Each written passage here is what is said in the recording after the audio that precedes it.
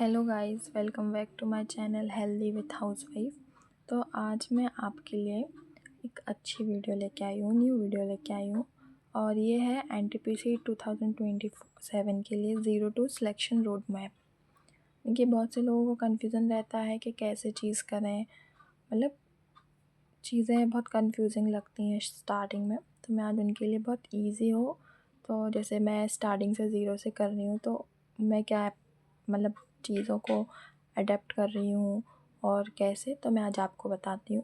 सबसे पहले तो देखिए, स्टेप 1, ये स्टेप 8 से स्टेप्स हैं। अगर हमने इनको फॉलो किया तो हम ये फाइनल स्टेप सिलेक्शन तक ज़रूर पहुँचेंगे।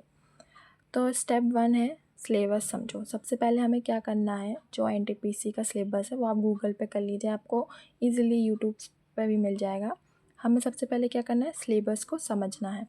देन उसके बाद क्या करना है, हमें बुक्स डिसाइड करनी है कि हमें किस बुक से पढ़ना है। और हमें बहुत कम ही रिसोर्सेज सेलेक्ट करना है, ये नहीं कि हमने 3-4 बुक ले ली और ये कम रखिए और उसी को कंटिन्यू रिवाइज़ कीजिए, मल्टीपल टाइम्स उसका रिवीजन कीजिए, तो वही आपके लिए बेनिफिट्स हैं। स्टेप 3 है कि आपको डेली रूटीन बनाना है, मतलब आपको पढ़ना डेली है। आप मान लीजिए कभी 2 घंटे या 1 घंटा, मतलब अगर आप बिज़ी भी हैं फिर भी आपको 1 घंटा तो निकालना ही है। अगर आप मतलब आपको डेली पढ़ना ही है। आप समझ रहे हैं मतलब मेरा मतलब क्या है कहने का, कि ये एक भी दिन आपको छोड़ना नहीं है। अगर आपको 20 मिनट भी मिल रहा है ना, आप बहुत बिज़ी हैं, तो आप वो 20 मिनट पढ़ने पड़िए, लेकिन डेली पढ़िए। स्टेप 4 है कॉन्सेप्ट पढ़ो, चीज़ों को समझो, कॉन्सेप्ट्स को समझो, पढ़ो। देन स्टेप 5 है चैप्टर वाइज क्वेश्चन। जब आप कॉन्सेप्ट पढ़ लोगे बुक से, मैथ्स का या जीएस का, तो फिर उसको क्या करो, चैप्टर वाइज उसके क्वेश्चन लगाओ, अटेम्प्ट करो। फिर आप पता करो कि आप किस किस टाइप का जो आपका कॉन्सेप्ट है उसको आप इसको रिवाइज़ नहीं कर पा रहे ढंग से, तो आप उसको फिर से रिवाइज़ करो। क्या आपका बहुत अच्छा हो रहा है, मतलब प्लस में ज़्यादा स्ट्रॉन्ग बन रहा है, तो मतलब ये चीज़ आपको क्या करेंगी, मोटिवेट करेंगी। देन स्टेप 6 है प्रीवियस ईयर क्वेश्चन। जब हम यहाँ तक आ जाते हैं तो हमें एक हिम्मत आ जाती है एक अच्छे से, तो हम उन्हीं चैप्टर वाइज क्वेश्चन को ढूंढ के, मतलब प्रीवियस पेपर निकालो, आपने रीजनिंग करी तो जो सम क्वेश्चन आपने उसमें देखे हैं, करे हैं, आप फिर उसको प्रीवियस ईयर से लगाओ ना। स्टेप 7 है mock test. Mock test is very important कि आपको लगाना चाहिए। स्टेप 8 है रिवीज़न। अगर हम रिवीज़न नहीं करेंगे तो हमारी इन स्टेप्स का कोई फ़ायदा नहीं है। तो हमें टाइम टू टाइम चीज़ों का क्या करना है, रिवीज़न भी करना है।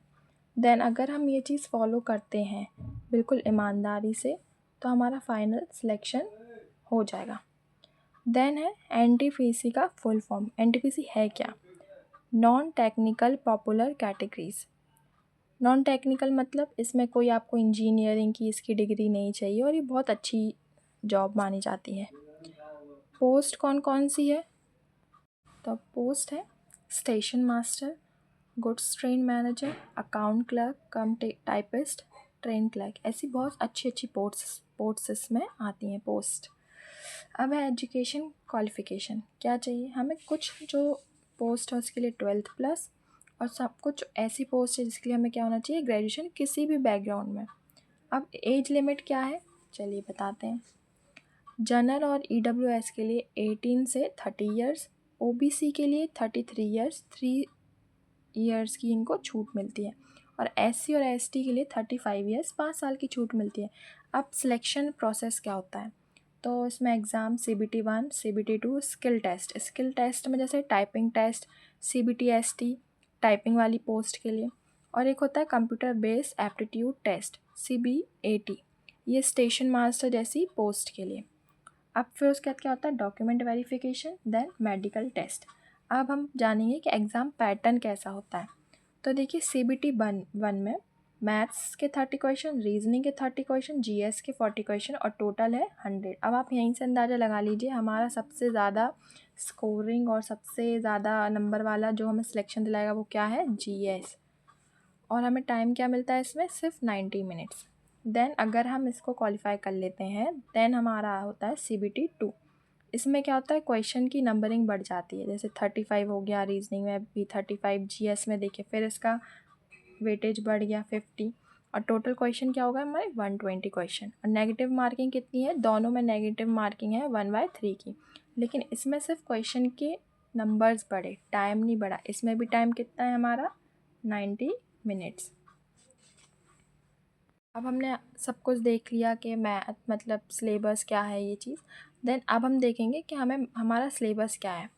जैसे ये है मैथ, सबसे पहले मैथ में क्या है, number system, LCM, HCF, percentage, ratio, profit loss, ये जो टॉपिक्स हैं ये आपको कवर करना है। Simple interest, compound interest, time and work, time speed distance, average, algebra, geometry, mensuration, DI. और रीजनिंग में analogy, classification, coding, decoding, relation, direction, setting, arrangement, puzzle. अब हम जीएस में हमें क्या क्या पढ़ना है, history, geography, polity, economic, science, current affairs, static, GK. लेकिन सबसे इम्पॉर्टेंट पार्ट है जीएस में, इसमें रोल करता है जो है साइंस। साइंस हमें क्या, फिज़िक्स, केमिस्ट्री, बायो, और तीनों ही किस लेवल की, 9 to 10th लेवल की।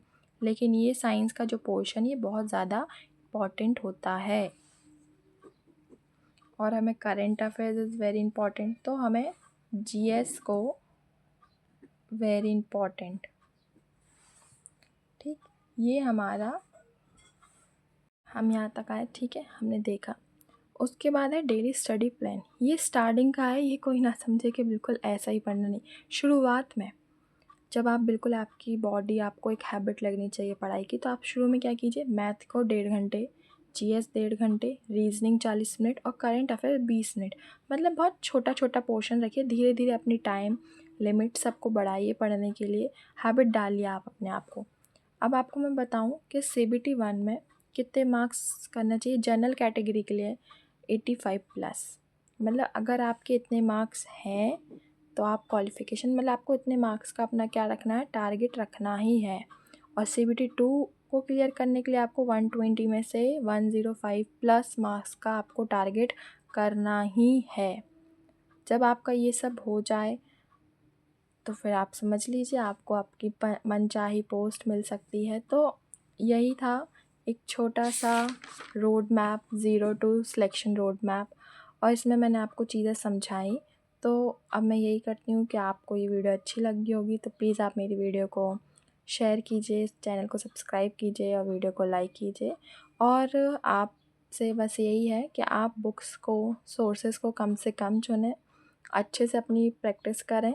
और मैंने 2 बुक्स का रिव्यू भी डाला अपने चैनल पे, जीएस और मैथ्स की बुक का, जो आदित्य रंजन सर की है, तो आप उसको भी जाकर देख सकते हैं। बहुत अच्छी बुक्स हैं और मैं उसी से अपनी प्रैक्टिस कर रही हूँ, ज़्यादा सोर्सेस के पीछे नहीं भाग रही हूँ, ठीक। तो प्लीज़ आप मेरी वीडियो को लाइक कीजिएगा, चैनल को सब्सक्राइब कीजिएगा और ढेर सारा प्यार दीजिएगा। Thank you, bye bye.